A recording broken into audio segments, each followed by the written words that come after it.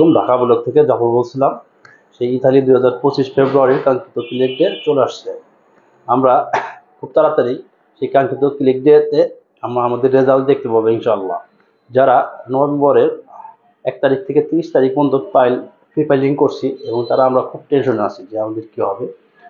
ইনশাআল্লাহ কোনো সমস্যা হবে না।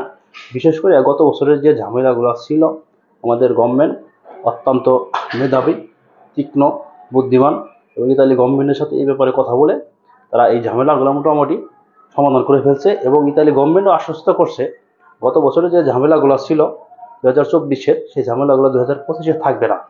এবং আমাদের ক্লিক করার পরে আমাদের যে কাঙ্ক্ষিত অনুষ্ঠান সেটা পাওয়ার পরে ইতালি গভর্নমেন্ট এটাও বলছে যে আমাদের 21 দিনের ভিতরে তারা ভিসা দিতে বাধ্য থাকবে, ভিসা দিয়ে দেবে। ভিএফএস গ্লোবাল থেকে আমাদের ভিসা দিয়ে দেবে।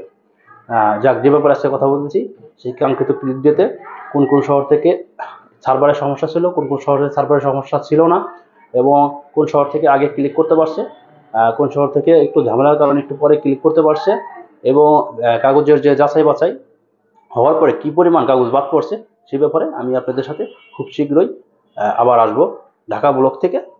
আমি জাফর আজকের জন্য বিদায় নিচ্ছি। আপনারা ভালো থাকবেন, পরিবারকে সময় দিবেন, পরিবারকে ভালো রাখবেন।